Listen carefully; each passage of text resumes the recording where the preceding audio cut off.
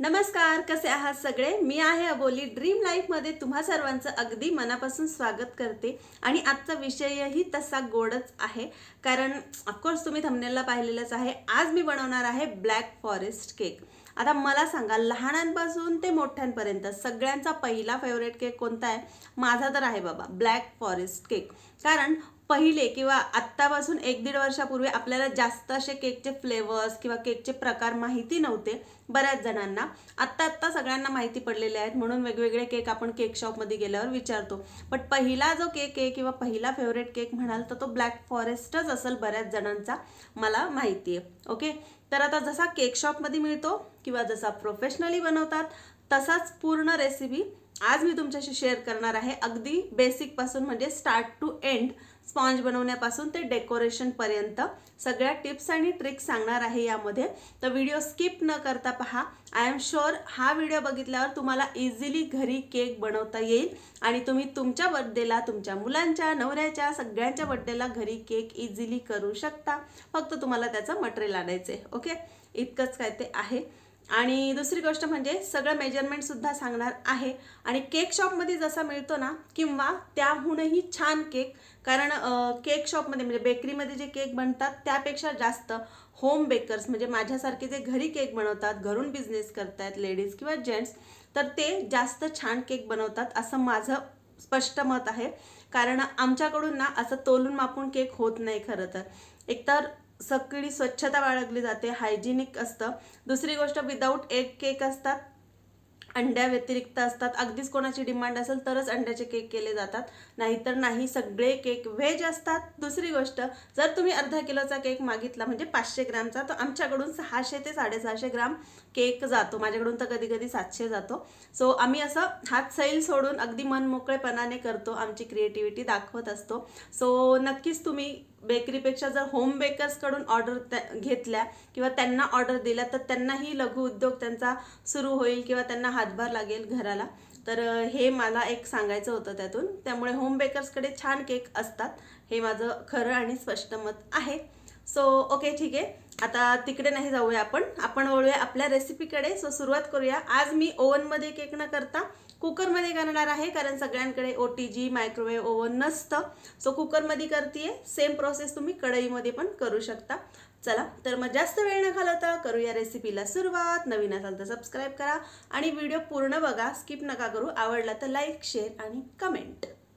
चलो सुरू करते. तर आज आपण कुकरमध्ये बेकिंग करूया. तर यामध्ये मी रिंग टाकलेली आहे आणि खाली वाळू किंवा मीठ काहीही टाकलेले नाही. त्याचसोबत इथे मी कुकरची रिंग काढून घेतलेली आहे. गॅसकीट जे असतं बेल्ट, तो काढून घेतलेला आहे. त्याचसोबत शिटीसुद्धा साईडला काढून ठेवलेली आहे. तर अशा प्रकारे आपल्याला कुकर लावायचा आहे आणि मंद आचेवर 10 मिनिटे कुकर प्रीहीट करायला ठेवायचं आहे, म्हणजेच कुकर गरम करून घ्यायचं आहे. आता 6 इंचाचा टीन मी इथे घेतलेला आहे आणि त्याला व्यवस्थित तेल आणि प्रीमिक्सच्या सहाय्याने कोटिंग करून घेणार आहे, जेणेकरून आपला केक अजिबात खाली चिकटला नाही गेला पाहिजे. अशा प्रकारे आता एका बाउलमध्ये मी मेजरिंग कपच्या सहाय्याने 1.5 कप चॉकलेट प्रीमिक्स घेतलेला आहे आणि मोठा जो 1 कप आहे त्यात 1/4 कप पाणी घेतलेलं आहे. आता थोडं पाणी आपल्याला यामध्ये ॲड करत जायचं आहे आणि व्यवस्थित बॅटर मिक्स करायचं आहे. लम्स अजिबात राहू द्यायच्या नाही आहेत, गुठळ्या होऊ द्यायच्या नाही आहेत. अशा प्रकारे चॉकलेट स्पॉन्ज कसा बनवायचा याची परफेक्ट रेसिपी आपल्या चॅनलवर ऑलरेडी अपलोडेड आहे, तर तुम्ही ती जाऊन पाहू शकता. मी डिस्क्रिप्शन बॉक्समध्ये लिंक देणारच आहे. आता इथे जो छोटा कप आहे किंवा तुम्ही 2 चमचे तेल यामध्ये ॲड करू शकता आणि आवश्यकतेनुसार पाणी टाकून हे पहा, अशी कन्सिस्टन्सी होईपर्यंत आपल्याला पाण्याची आवश्यकता आहे. आता हे बॅटर आपलं रेडी आहे. याला आपण तयार केलेल्या टीनमध्ये ट्रान्सफर करून घेऊया. बरोबर मध्ये टाकायचं आहे बॅटर.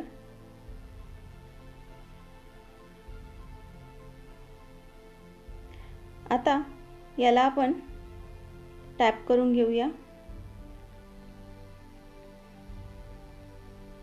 आणि आता आपला प्रीहीट झालेला आहे कुकर.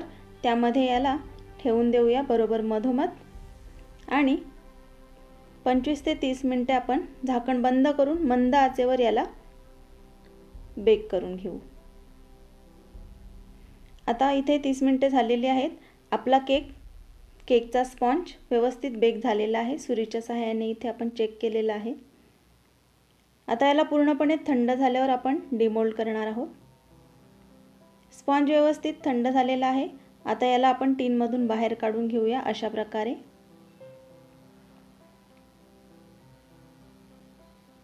एका केक बोर्डच्या सहाय्याने त्याला केक बोर्डवर काढून घेऊया।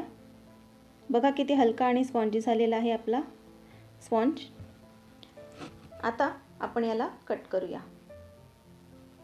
स्पॉन्जचे आपण 3 लेयर करून घेणार आहोत इथे। आता एका ब्रेड नाईफच्या सहाय्याने किंवा तुम्ही साधी नाईफ सुद्धा वापरू शकता।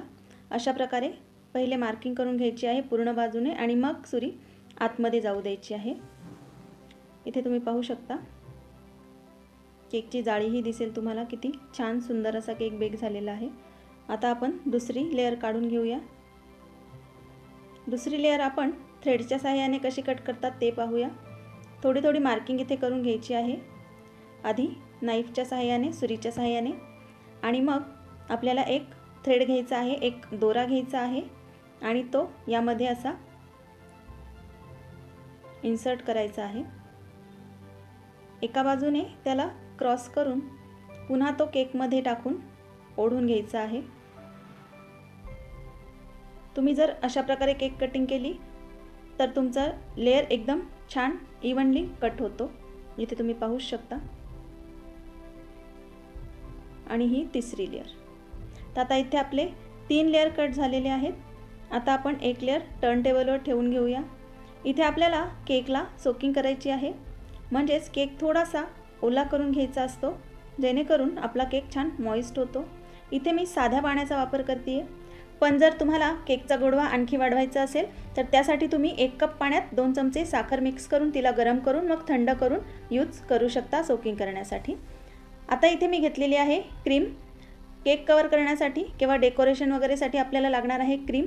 तर इथे मी क्रीम बीट करून घेतलेली आहे। क्रीम परफेक्टली कशी बीट करायची याचाही व्हिडिओ मी आपल्या चॅनलवर अपलोड केलेला आहे। लिंक मी डिस्क्रिप्शन बॉक्समध्ये देईल, तिथे जाऊन तुम्ही पाहू शकता। तर इथे मी घेतलेले आहे मेजरिंग कपच्या सहाय्याने 1 मोठा कप क्रीम आणि त्याला बीट करून घेतलेले आहे। आता आपण ही क्रीम केकला अप्लाय करूया। तर इथे मी फर्स्ट लेयर ठेवून घेतलेली आहे आणि त्यावर मी स्पॅच्युलाच्या सहाय्याने क्रीम टाकून घेतलेली आहे। आता पॅलेट नाईफच्या मदतीने आपण याला स्प्रेड करून घेऊया। अशा पद्धतीने तुम्ही व्यवस्थित पहा, म्हणजे तुम्हाला अगदी व्यवस्थित समजेल। अशा प्रकारे आपल्याला ही स्प्रेड करून घ्यायची आहे। इथे आपण ब्लॅक फॉरेस्ट केक करतोय, तर यासाठी आपल्याला स्ट्रॉबेरी क्रश लागणार आहे थोडासा। तर याचा वापर आपण इथे करूया। थोड्या प्रमाणात क्रश इथे टाकून घ्यायचा आहे आणि त्यालाही पॅलेट नाईफच्या सहाय्याने स्प्रेड करून घ्यायचं आहे। आता मध्ये तुम्ही क्रंचीनेससाठी चॉकलेटचा सुद्धा वापर करू शकता, चोको चिप्स किंवा डार्क कंपाऊंड त्याला किसून टाकू शकता, पण इथे मी चेरी वापरत आहे। चेरी किंवा चॉकलेट दोन्हीपैकी काहीही तुम्ही वापरू शकता। तर चेरीला मी बारीक बारीक कट करून घेतलेला आहे आणि त्याचे पीसेस इथे टाकलेले आहेत। आता सेकंड लेयर, जो आपला पहिला लेयर होता कट केलेला, तो मी उलटा करून इथे ठेवलेला आहे आणि त्याला सोकिंग करून घेतलेला आहे। आता जो गॅप दिसतोय तो आपण स्पॅच्युलाच्या सहाय्याने प्रथम भरून घेऊया, जेणेकरून आपला केक सिक्युअर राहील आणि त्याची उंचीही वाढलेली आपल्याला इथे दिसून येईल। अशा प्रकारे। तर इथे तुम्ही पाहू शकता की या ज्या साइड्स आहेत त्या मी पूर्ण फिल करून घेतलेल्या आहेत। आणि आता आपण सेकंड लेयरच्या वरही जसं आपण फर्स्ट लेयरला कोटिंग केली तशी करून क्रश टाकून तयार करून घेऊया। इथे आपला लास्ट लेयर मी लावून घेतलेला आहे आणि त्यालाही आपण क्रीमच्या सहाय्याने कोटिंग करून घेऊया। पहिले आपण क्रम कोटिंग करूया अशा प्रकारे। इथे आपल्याला एक्स्ट्राची सर्व क्रीम काढून घ्यायची आहे। फक्त एक पातळ लेयर आपल्याला केकला लावायचा आहे आणि यानंतर आपण याला 15 मिनिटं फ्रीजमध्ये ठेवून घेणार. 15 मिनिटे झालेली आहेत आणि केक व्यवस्थित सेट झालेला आहे. आता यावर आपण सेकंड लेअर देऊन घेऊया, म्हणजे सेकंड कोटिंग करून घेऊया. अर्धा सेंटीमीटर क्रीम आपल्याला इथे लावायची आहे किंवा अर्धा सेंटीमीटरच्या क्रीमचा लेअर इथे आपल्याला द्यायचा आहे आणि केक आपला व्यवस्थित कोट करून घ्यायचा आहे. आतला केक दिसला नाही पाहिजे त्याप्रमाणे. आता केकला आणखी फिनिशिंग देण्यासाठी इथे स्क्रॅपरचा यूज आपण करू शकतो. अशा प्रकारे इथे मी घरी बनवलेलं स्क्रॅपर यूज केलेलं आहे, एका कडक फाईलचं. तुम्ही मार्केटमधलं स्क्रॅपरसुद्धा वापरू शकता. आणि अशा प्रकारे आता आपण केकला फिनिशिंग करून घेऊया. केकची आयसिंग किंवा फिनिशिंग कंप्लीट झाल्यानंतर आपल्याला इथे घ्यायचं आहे डार्क कंपाऊंड आणि त्याचे छोटे छोटे पीसेस तुम्ही तुमच्या आवडीप्रमाणे करून घेऊ शकता.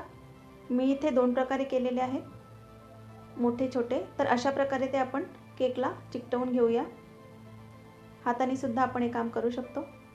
तर आता पूर्णपणे आपण केक याने कवर केलेला आहे आणि याला आपण आपल्या केक बोर्डवर ट्रान्सफर करून घेऊया आणि मग पुढची डिझाईन करूया. तर इथे मी एका पायपिंग बॅगमध्ये आता नोझल टाकून घेतलेला आहे. 1M नंबरचं हे नोझल आहे. तुम्ही N1 सुद्धा घेऊ शकता आणि अशा प्रकारे डिझाईन करू शकता. डिझाईनचा पार्ट आपण हवा तसा आपल्याला करू शकतो. आणि मध्ये जे मी छोटं क्रश करून घेतलेलं आहे ते टाकून घेणार आहे. थोडंसं इथे कॅमेरा ब्लर झालेला आहे, ते माझ्या नंतर लक्षात आलं, पण पुढे तुम्हाला केक व्यवस्थित क्लिअरली दिसणार आहे. आता इथे स्वरा चेरी लावून घेणार आहे. डेकोरेशनचं काम स्वराचंच असतं. तर आता तुम्ही पाहू शकता क्लिअरली की आपला ब्लॅक फॉरेस्ट केक हा कसा परफेक्टली आणि एकदम फिनिशिंगमध्ये रेडी झालेला दिसतोय. याचे पीस पण मी कट करून दाखवते. अशा प्रकारे पीस कट झाले पाहिजेत. तर रेडी आहे आपला ब्लॅक फॉरेस्ट केक.